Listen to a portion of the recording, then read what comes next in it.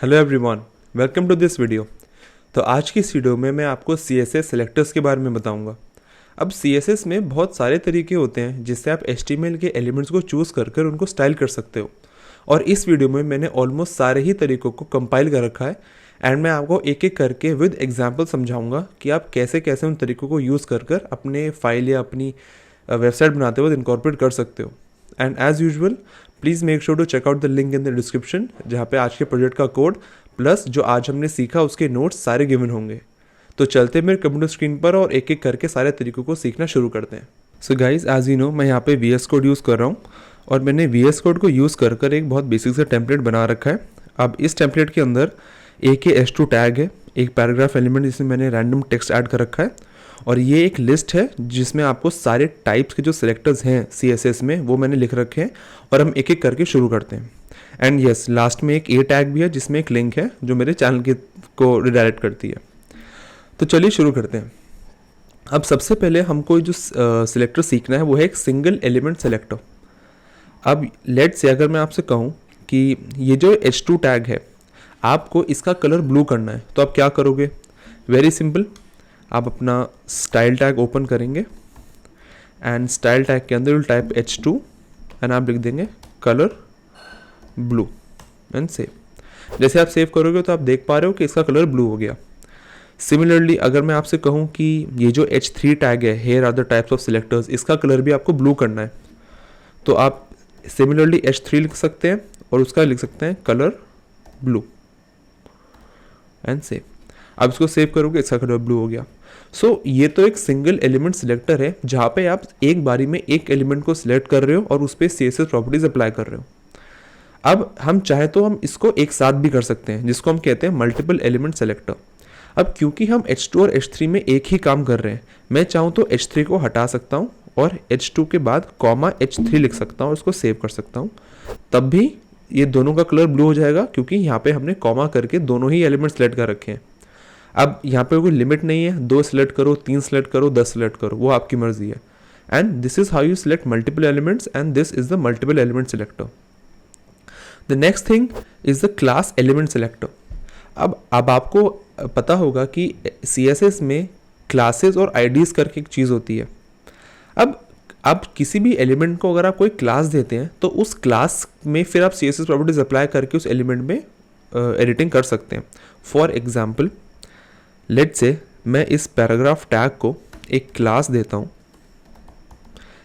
OR let's say, और यहाँ पर .OR।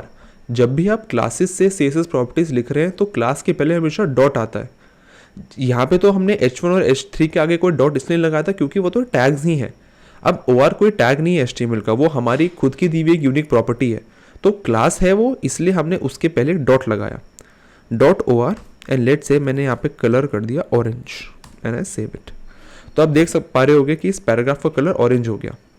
सो ये एक क्लास एलिमेंट सेलेक्टर है क्योंकि यहाँ पे आपने किसी एक एलिमेंट को कोई क्लास दी एंड उसी फिर क्लास को यूज़ करके आपने उस पर CSS प्रॉपर्टी अप्लाई करी।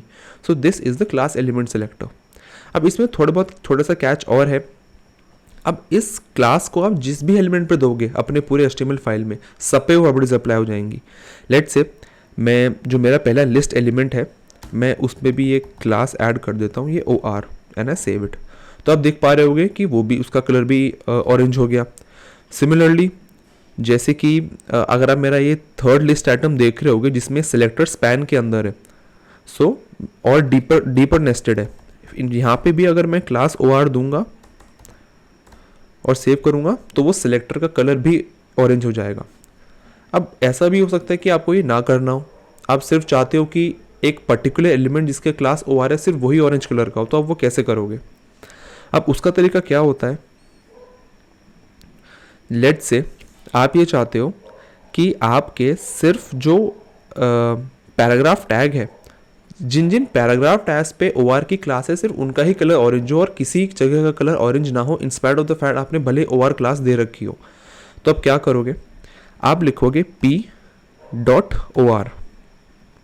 अब ये क्या कह रहा है, ये वो कह रहा है कि आप सारे वो पैराग्राफ्स उठाओ जिस पे क्लास आपने OR दे रखी है, एंड यहाँ आप टाइप कर दोगे कलर ऑरेंज।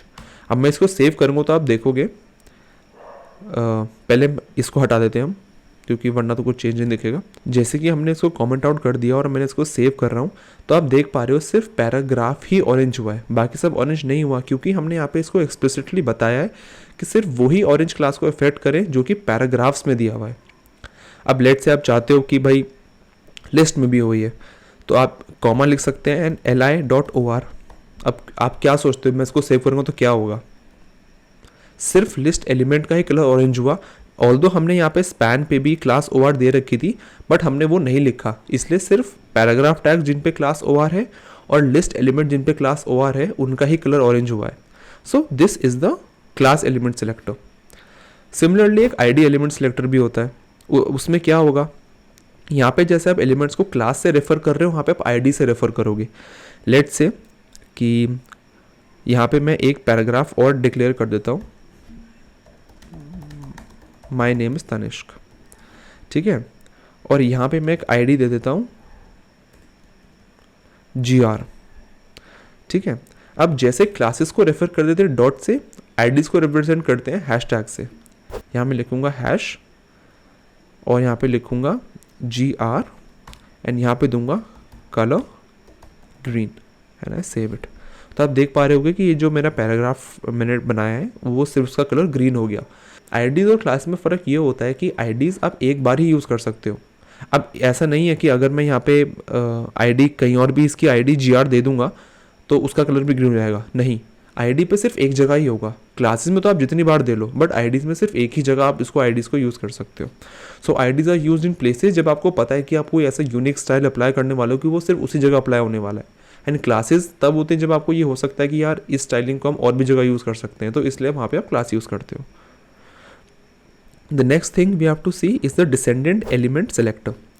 अब डिसेंडेंट एलिमेंट सेलेक्टर सुन के क्या लगता है, डिसेंडेंट्स क्या होते हैं? डिसेंडेंट से आप एक लेवल नीचे आ सकते हो। लेट से मैं आपसे कहता हूँ कि मेरे को ये जो मेरा ऑर्डर्ड लिस्ट है, ऑर्डर्ड लिस्ट के अंदर जो लिस्ट आइटम्स हैं एंड लिस्ट आइटम के अंदर जो स्पैन है जिसमें मैंने सिलेक्टर लिख रखा है, मुझे इसका फॉन्ट साइज़ डबल करना है। मतलब मैं ये चाहता हूँ कि ये जो सिलेक्टर है, ये थर्ड एलिमेंट वाला, इसका साइज़ डबल हो जाए।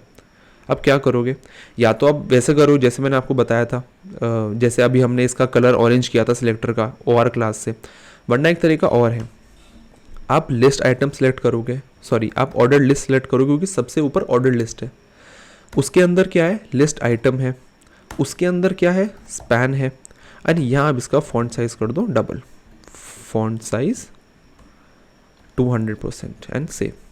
तो आप देख पा रहे होगे कि सिर्फ ये सिलेक्टर डबल हो गया। So this is the descendant element selector, जिसमें आप एक लेवल नीचे आ सकते हो। जो नेक्स्ट एलिमेंट हमको सीखना है वो है एक एडजेसेंट एलिमेंट सेलेक्टर। अब एडजेसेंट एलिमेंट सेलेक्टर से आप क्या समझते हो? एडजेसेंट एलिमेंट सेलेक्टर कुछ नहीं है। एडजेसेंट एलिमेंट सेलेक्टर से आप किसी भी एक एलिमेंट के जस्ट नेक्स्ट वाले एलिमेंट चूज कर सकते हो। वो कैसे करोगे? लेट से मैं ये चाहता हूँ कि हम मेरी फाइल में जितने भी H2 टैग्स हैं which are just followed by P tag, उन P टैग्स का फॉन्ट साइज मैं डबल कर दूँ।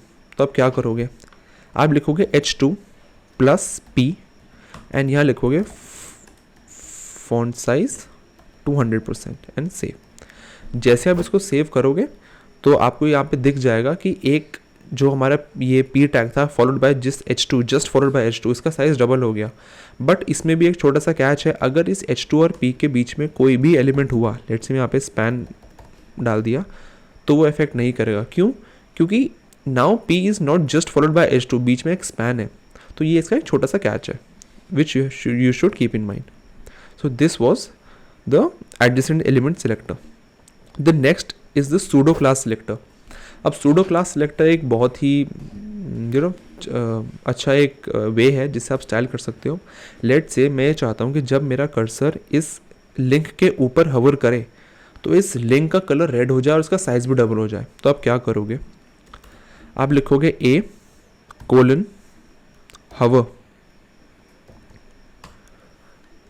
Open the curly brackets and यहाँ लिख दोगे आप जो भी आपको स्टाइल अप्लाई करने। लेट्स में लिख दिया कलर रेड एंड मैंने यहाँ लिख दिया font size 200% and I give it a save.